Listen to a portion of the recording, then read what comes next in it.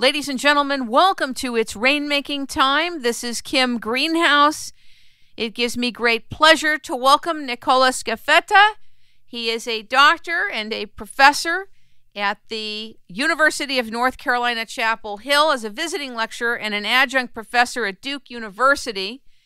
He has so much research interest and a lot of experience, and I thought he would be an interesting person to talk to about the role of the sun on climate, as well as issues related to CO2 and other concerns that we have about climate change. He's a contributing author of the book Climate Change Reconsidered, the report of the Nongovernmental International Panel on Climate Change, and he's the author of Climate Changes and Its Causes, a discussion about some key issues, disrupted networks from physics to climate change, along with Bruce West, and Fractal and Diffusion entropy analysis of time series, theory, concepts, applications, and computer codes for studying fractal noises and Levy walk signals. He's a brilliant man. He's got a lot of courage, and he's really looking at how the sun relates to what's happening on the Earth. His interests are biology, astronomy, climatology, the economy, geology, medicine, and social biology. And he's also currently studying solar and astronomical causes of climate change and modeling on physiological systems for diagnosing hypoxia and hyperoxia risk patients. Ladies and gentlemen, welcome Dr. Nicola Scafetta to It's Rainmaking Time. Good morning. Good morning. Thank you very much for the invitation. I love your accent. Okay, I am Italian, yes. I'm sure that people love to listen to you. I hope so. Thank you. My area of interest and why I really called you is that you had a very profound understanding of the role the sun has on climate change. And I wondered if you could share with our audience how they relate. And then we'll talk about other factors related to climate change. Yes, sure. So sun, I believe that is extremely important. As you may know, since the ancient times, people were understanding that there is a strong relationship between what happens on the sun and what happens on the Earth. So a solar climate relation. And I believe that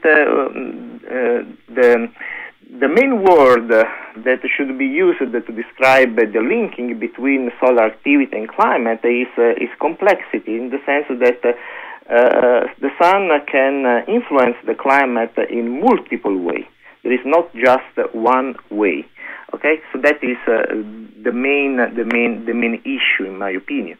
An issue that is not yet fully understood. So it is not understood how the sun influences climate, exactly because there are multiple ways how the sun can influence climate. And okay, so we can discuss this way if you would like.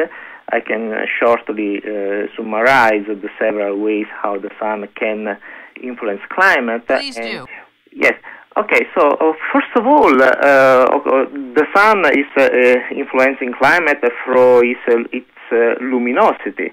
Okay, so the luminosity is the energy that the sun produces in the unit of time, and this energy, so the light essentially, arrives on the Earth and warms the Earth. Okay, so this is what people usually know. However, the sun does much more than that. For example, the sun has also produced very powerful magnetic fields, and these magnetic fields can interact with the magnetic field of the Earth. And the total effect is that cosmic rays that are coming from outside the solar system are influenced by these magnetic fields produced by the sun. So essentially what happens is that when solar activity is strong, these magnetic fields produced by the sun are quite strong, and they work like a shield.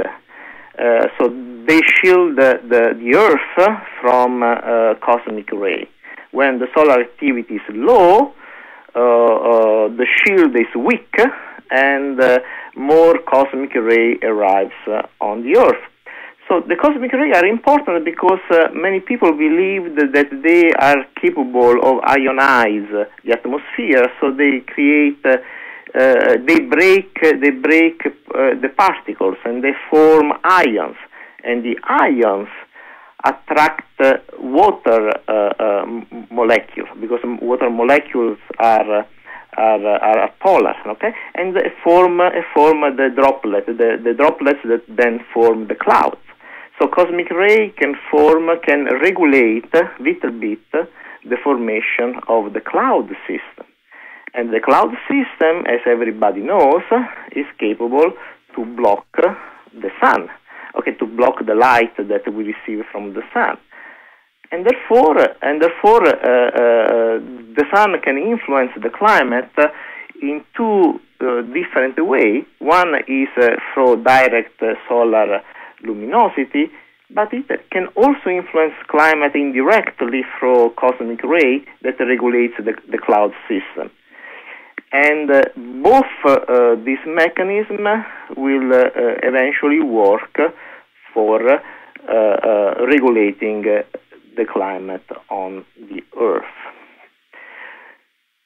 Now, if I may, I can continue a little bit this story, because the crucial point is that, so today everybody talks about global warming, climate change, and so on.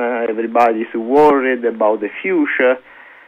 The problem is that the projection about the future, about climate change, are based on climate models that use only one of the two ways in which the sun can influence climate. So they essentially use the sun input just as a luminosity input. However, the other one, the regulation of the cloud system through cosmic ray, may be more important. And that mechanism is missing in the climate model. Therefore, the climate model ends up by underestimating the effect of solar activity on the climate, just because they model just one mechanism, while we know that there are at least two mechanisms through which the sun can influence climate. Why do you think it is that most of us don't know that most of the concerns about climate have to do with what the modeling is telling us, and then most of us don't know what's being used in the modeling, so we can't separate apples from oranges? Yes, so it's exactly. So the problem is that the physics. The people who works with the climate models are essentially, we can say that are a kind of engineer that work with equations that are already known, and then they put these equations, this physics equation, inside these computer programs. Okay, so that is what they do essentially. The problem is that the equations that regulate, that describe the link between solar activity and climate. So, for example, that link through cosmic ray, those equations are not yet known, fully known. Therefore, the climate modelers are not able to put that information inside their climate models, because they don't have a full set of equations that they can use for modeling the climate. And then there is also another issue. Before you get to that other issue, I want to stop you on this one thing. Regarding the cosmic rays, Is the fact that they're missing from the climate modeling and part of the equations is because they don't understand cosmic rays enough, or because it won't work with their hypothesis? Let us say that right now they don't have the equations, so they are in the impossibility of implementing that information inside the model. So then I don't think that, I cannot say that there is a political agenda, so people don't even consider the situation because of their political agenda. I believe that, so it's very simple. So okay. The equations, the physics does not yet exist, okay. and they don't put. The problem is that they should tell it, so that is what perhaps should be, so the people should be informed about that. So that is probably their, so what should be said more often. Okay, go to your other point you were making. Okay, the second point is that the models have another problem, another limitation. The limitation is that these models use a kind of cell. So practically, they cannot model a very small region of the Earth. Okay, so what they do is to divide the entire world, the entire atmosphere, in cubes, in little cubes, right? Okay. And each cube is a unit. Now, the unit, the size of these cubes is very big. It may be 100 miles and more. Okay, and the clouds are much smaller objects, and therefore there is another limitation about that. So they are not able to fully model cloud system because the clouds are a too small object compared to the resolution of these models, and so this it essentially is another limitation that tells us that these models essentially model very poorly the cloud system. The cloud system regulates. Can regulate a large amount of energy, the energy that enters inside the climate and reaches the Earth. Therefore, as a consequence of this large uncertainty, the climate models present a huge uncertainty. So, for example, I may ask you a question. So people are talking about CO2 as something that changes climate. But I would like to ask you this question. Do you know how much is the uncertainty about the effect of CO2 on the climate? The only thing I've learned about CO2 that I can say with clarity is that carbon dioxide acts as food for all plant life. Exactly. So that is another issue. But let us address one issue by time, okay? Okay, so first of all, what is the uncertainty associated to CO2? So if we double the amount of CO2 in the atmosphere, how much the temperature goes up? Okay, so that is the idea. Right now, the models, the climate models and the study that are done are very uncertain, give a very large uncertainty. So some studies say that the temperature will rise just 1 Celsius degree. Other studies say that temperature may rise 8, 9 Celsius. So practically there is a very huge window, okay, between 1 and 10. The center of this window is about 3, but you understand that there is this huge uncertainty. So the people do not even know exactly what the CO2 is doing to the climate, because if we double the amount of CO2 in the atmosphere, the temperature may rise 1 Celsius, 2 Celsius, 3, 4, 5, 6, 7, 8, 9, or 10. So Celsius degree. So the people do not even know. But what does that mean? I want to bring you back for a moment. I know you're in the midst of explaining it, but Nicola, what does that mean then? That means that the error implicit in the climate models is much bigger than the signal they want to interpret. The signal is the temperature. So this temperature is present patterns.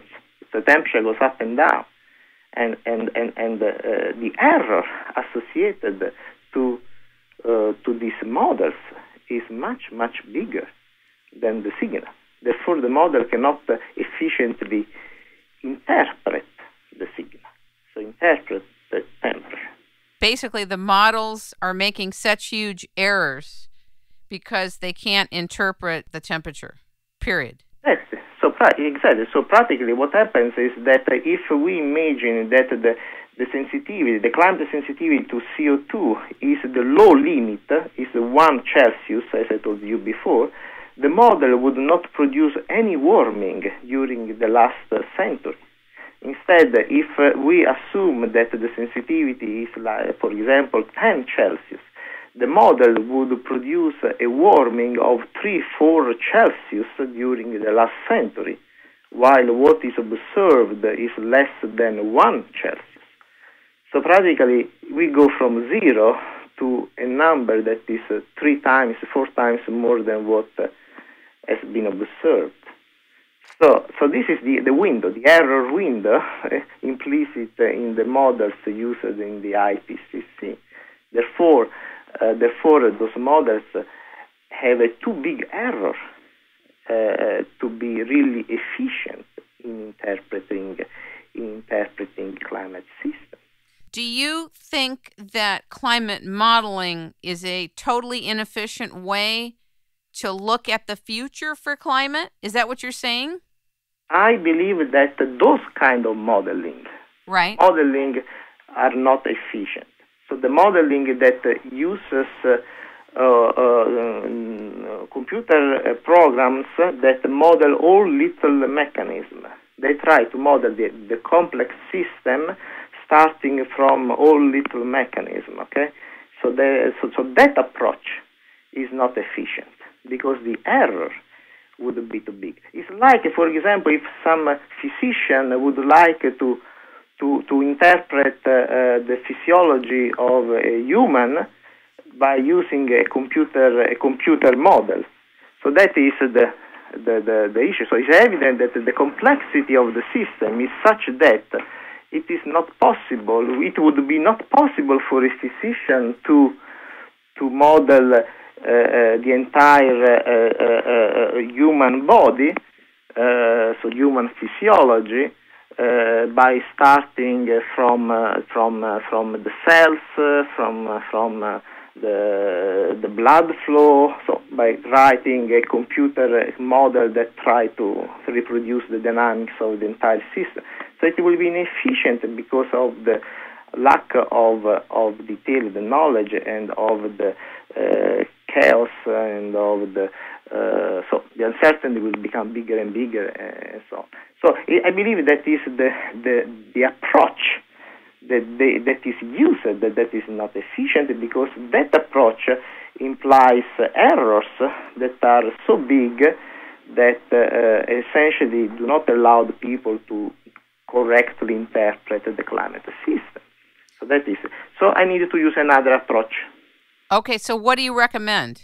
Well, the approach is very similar in some sense. Let us say it's very similar to the approach always used, actually.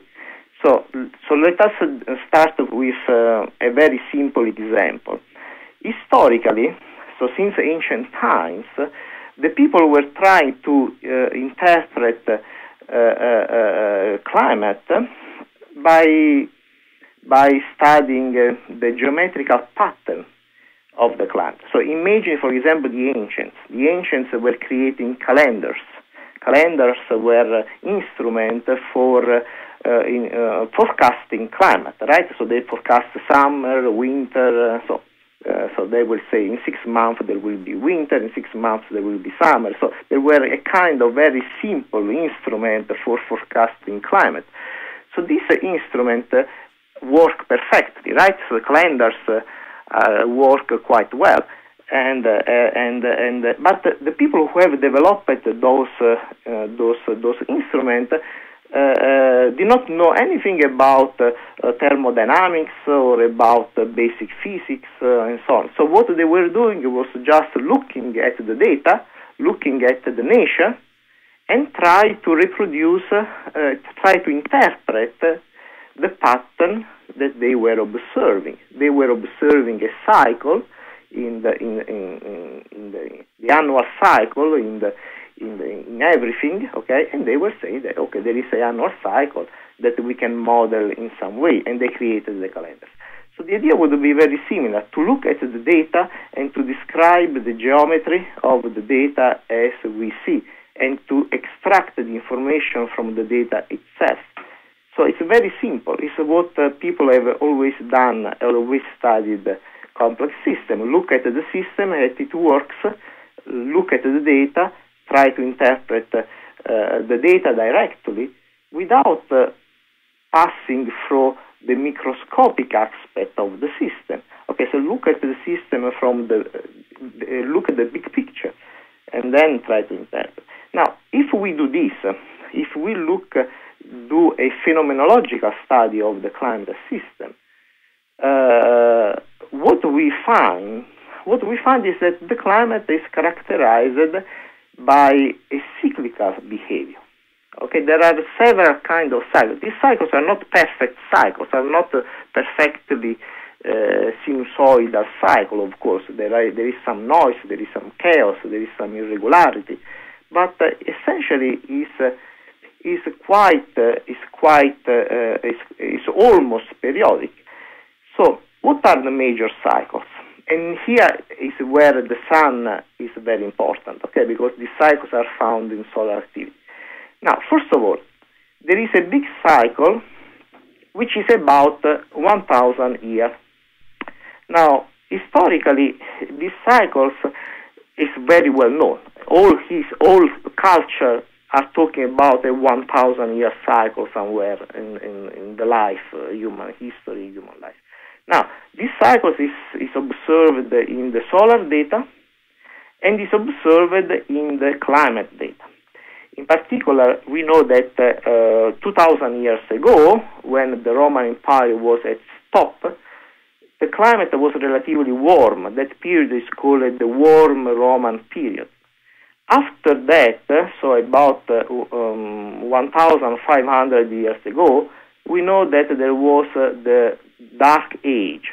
That period is called Dark Age cold period. So practically there was a decrease of the temperature, so it was a cooling period, and so many things happened, including the Roman Empire collapsed, also for the invasion of the people from the north. They were migrating south and so on because it was too cold and so on. Then during the Middle Age, 1,000 years ago, the temperature went up again, and we have the period that is known as medieval warm period. The medieval warm period, correct?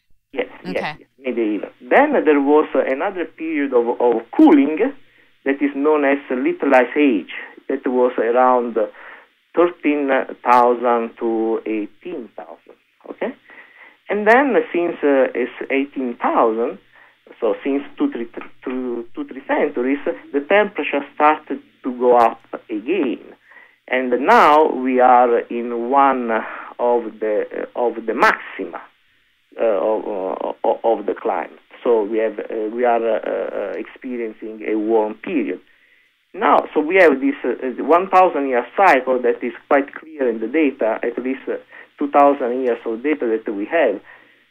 So the probability that the cycle repeats, and so that this cycle now should start to go down. Okay, so before or later will start to go down. So it will associate to another cooling period. So the warming observed during the last century during the last 2 centuries and so on, is very likely part of this 1,000 year cycle. Okay, that is one contribution, and it is just one aspect.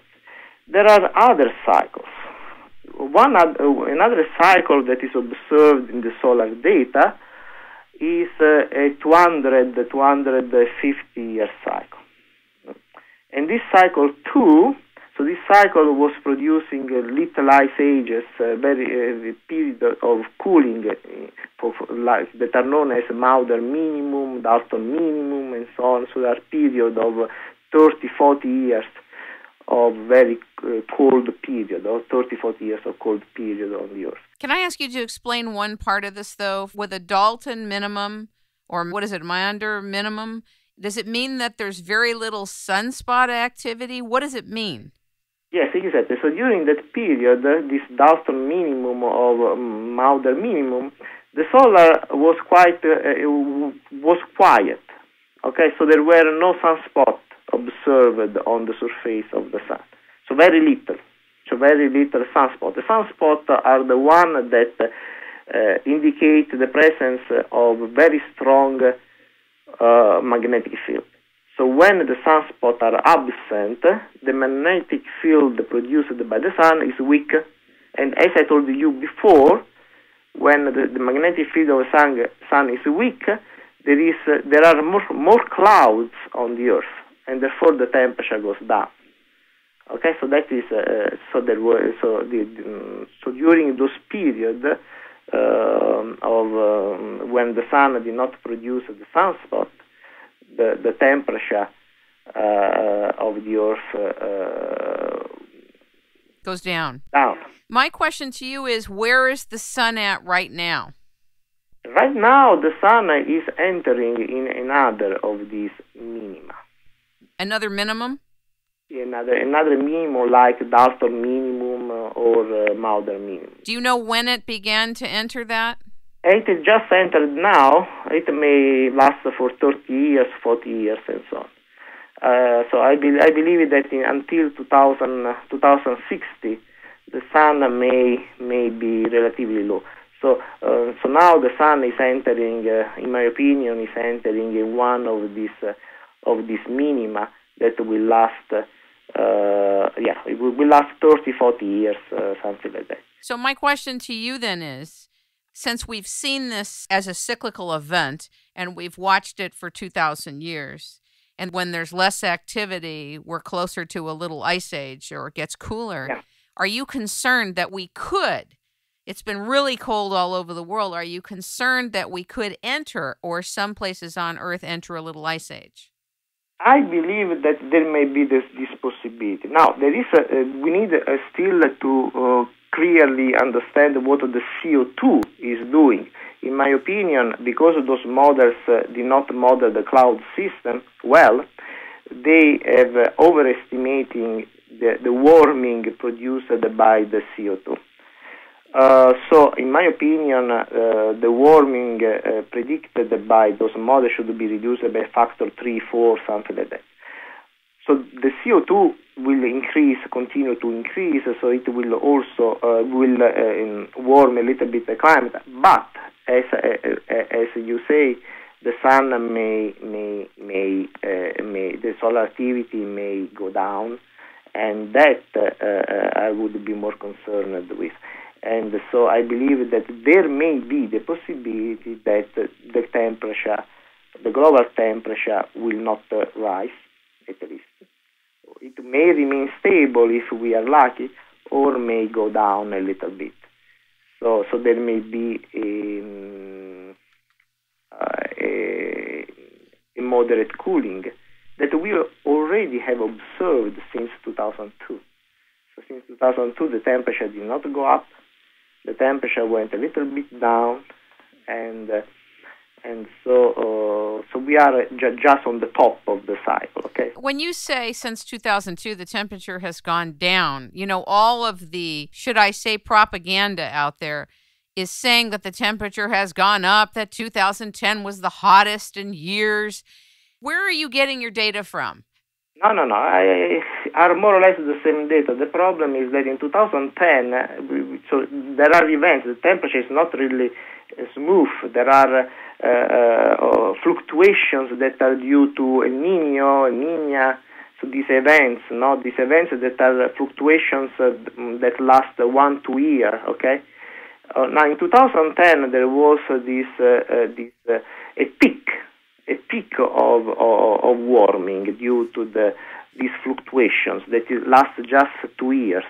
But now that peak is ended. Now the temperature is going down quite fast.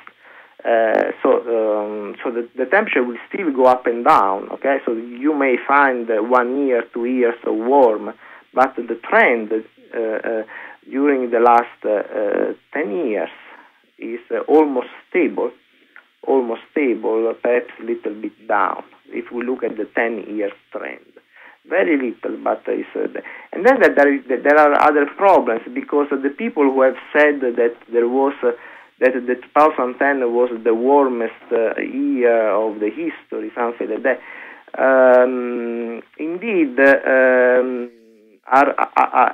is the group of the geese of the NASA that are producing data here in America. However, there is the other group in England that produce temperature records that, in my opinion, are maybe better than the one used by NASA for some technical reasons. They have more data and so on. And there is a little difference between the temperature reconstructed by the NASA group and the temperature reconstructed by this group in England.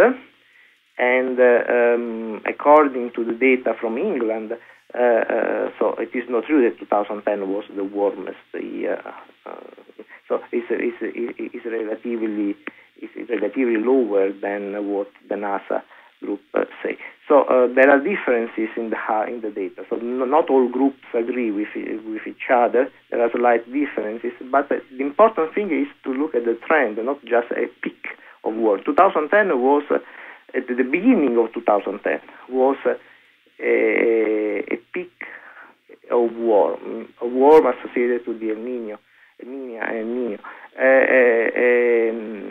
Now that warming is gone, and the temperature is going down. Isn't it more scary to have the world get colder because it disrupts the ability for agriculture to happen smoothly? Yes, I believe so. I believe that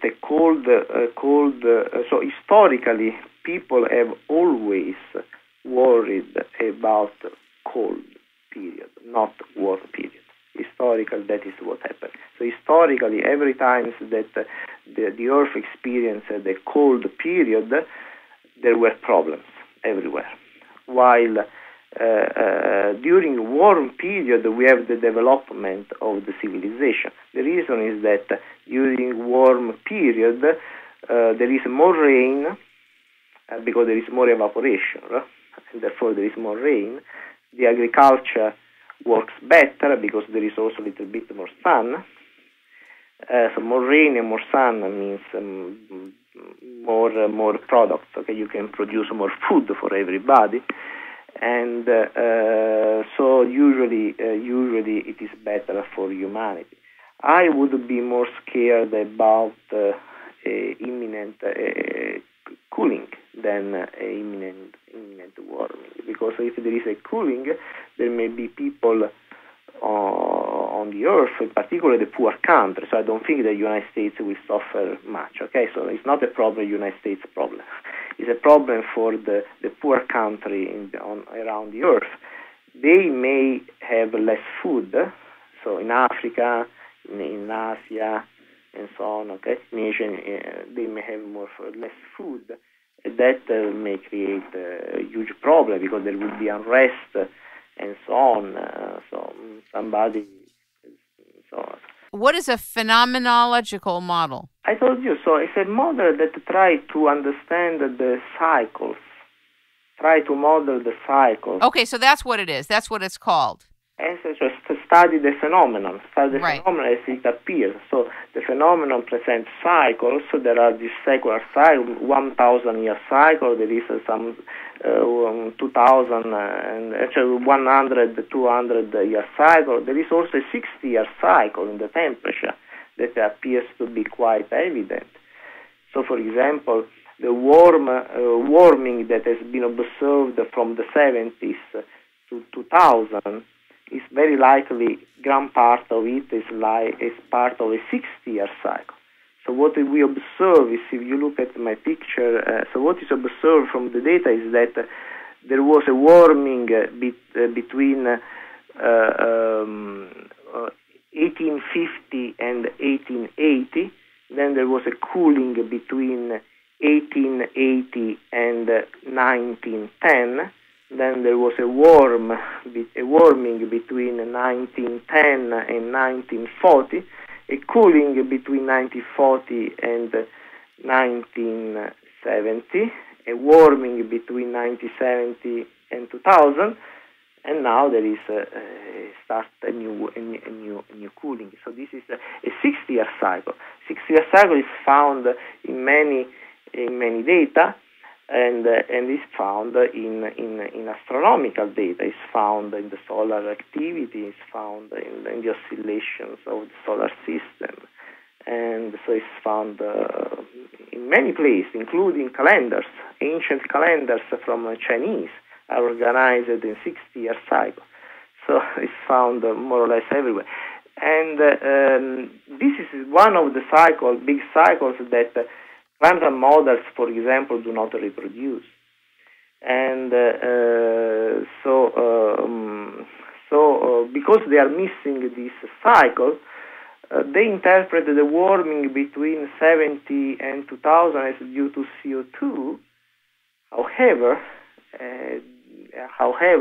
if there is a natural cycle or 60 years natural cycle, grand part of that warming is due to this natural cycle and not to CO2. Do you think that the sea is rising? Mm-hmm. The sea is rising, but that is a process that lasts since 50,000 years. So it's rising since the end of the Great Glaciation. Now the ocean is actually decelerating now. It's rising a little bit, but the acceleration is slightly negative. So practically, the rate is decreasing a little bit right now. So what is observed from the data is that there is a big acceleration of the ocean since the 17th century. The 17th century was a period of it was the center of the Little Ice Age. So the things were quite frozen. Then, when the Little Ice Age ended, the glaciers started to melt. Of course, the ocean rise a little bit, and so we observe a strong acceleration of these things. But since probably 1920, 1930, and so on, the acceleration became negative. So practically, it is slowing down. It is not going up. No, the acceleration is not positive. It's not pointing up. It is pointing a little bit down. So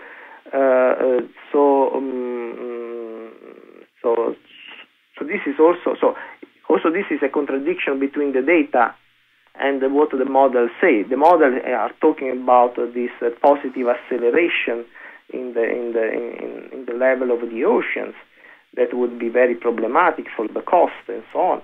However, the data show a negative acceleration that started at least 80 years ago, and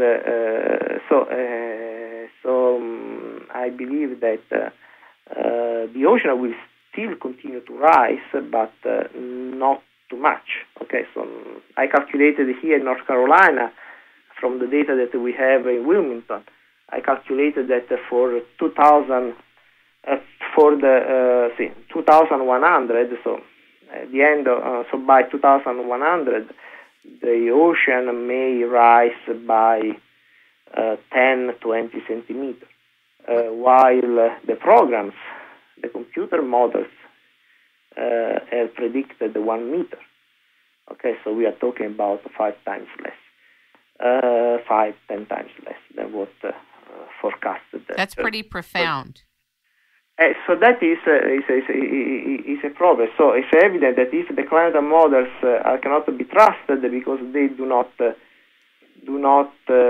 reproduce correctly the past climate, so do not reproduce the cycles, do not reproduce other things, have always failed in predicting anything. So there is not one thing that the climate models have predicted, not one. So the efficiency. So it's evident that then all these projections about the future are all very hypothetical. So how can we trust this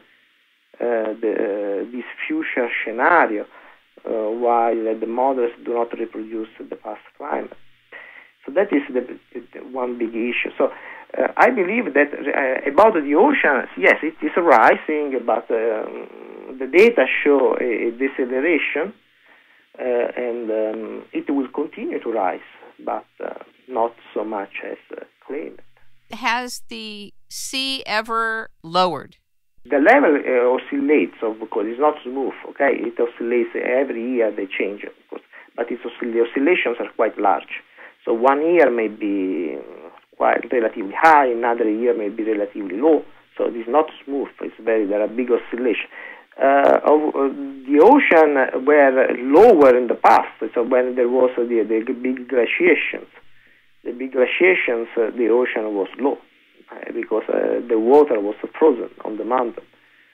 So that is what was happening. Got it. Then there are other reasons. So the ocean goes up not only because there is more water in the ocean. So there are other reasons why the ocean goes up and down. So practically there is water that moves from the equator to the pole. So when the warming time, so when it is warmer, okay, in the world, so what happens is that more water moves from the equator to the pole. Okay, so it moves north or south. So there is this kind of movement that brings more water toward the north, toward the poles. So there is an increase. So the process is quite complex. So what's your concern now? What kind of things are you working on right now? Yes, right now I am working on understanding the oscillations of solar activity. So I believe that the oscillations that we observe in the solar activity are partially driven by the attractions of the planets. So the planets produce tides on the sun, right? So it's like the moon that produces tides on the Earth. Also, the planets are able to produce tides on the sun. These tides are very small, but still may be significant. So I am trying to understand that issue because if the tides, because the tides are produced by the planets, they are very regular. Are relatively regular because the planets moves around the sun in periodic way, right? So they are relatively regular, and therefore, if we succeed to understand the link, if a link exists, then we will be able to understand the solar variation, and we will be able to understand to forecast the climate change, the solar dynamics. If we forecast, so we are trying to model solar forecast. If we are able to forecast solar activity, we may be able also to forecast climate change. Do you think that there are other people, other scientists who are interested in what you're interested in? But there are a few groups that are working on this issue around the world. So this is a very old theory. It's not a new theory. It's a very, very old theory that was already advanced in the 19th century. So the people have tried to address this theory because we observe a lot of evidences, empirical evidences that the planets are influencing solar activity. Do you mean electromagnetically? How do you mean? Gravitationally. Gravitationally.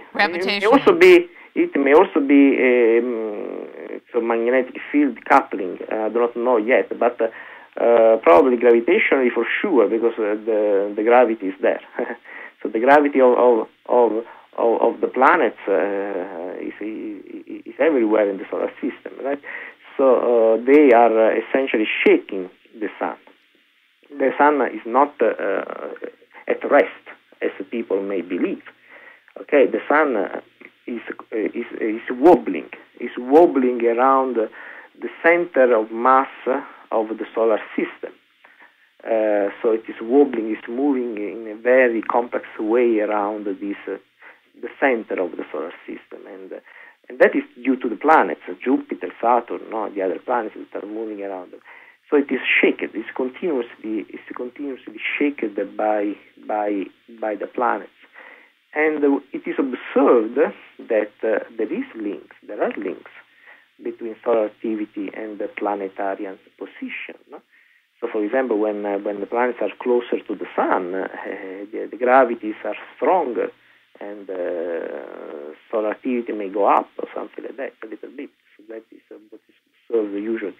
So the problem is that historically the people have never really solved the problem, completely solved the problem from a physical perspective. So the issue has not been fully addressed, because people were more interested in just understanding solar activity as an isolated system. That's an extremely interesting point that you're making. How will this be funded? What? My research? Yeah. Right now, I told you that I am working with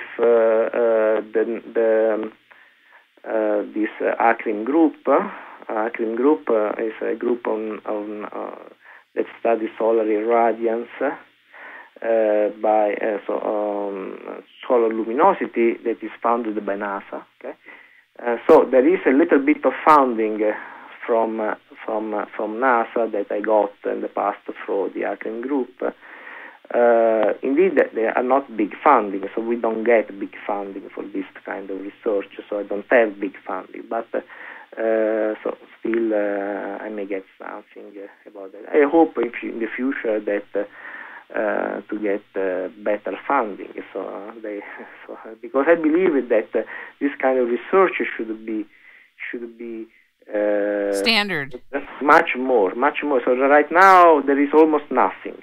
Almost nothing because I do not know why. Because there are so I do not know, because there is almost the impression, in my opinion, diffused the impression that the people who work with computer models are people that are doing serious things, while people who study the data and try to interpret the data, they are not doing some serious job. Okay, so however, since 20-30 years, most of the funding was moved toward people who work with computer models, computer quantum models, so these kind of things, and people who were studying the data, observing the data, interpreting the data, and so on.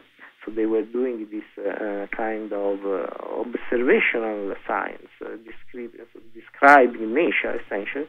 They didn't get funding. How long do you think it would take if you had all the money that was needed to forecast, to see whether the models work? Well, of course, there is the model should be tested on the past data. So if you create a model for forecasting, you can always test the model on the past. So you can imagine to be in 1980, and then see whether the model is capable to forecast the data since 1980. I'm more talking about if you had the funds that you wanted and needed to look at the different planets' relationship on the climate, how long would it take you to know what those relationships are? No, I don't know. I hope that these things will need. So always a few years. At least we need to start with a few years of study, 1, 2 years, 2, 3 years of study. So usually the funding of a project lasts 3 years, the basic. So then people see whether or not the project works, okay? And then if it works, then there is additional funding. So that is how it works usually. How much money is needed for the funding of the next level of your research with the planets and their impacts on climate? Is there a number? Yeah, so the funding is basic funding for researchers.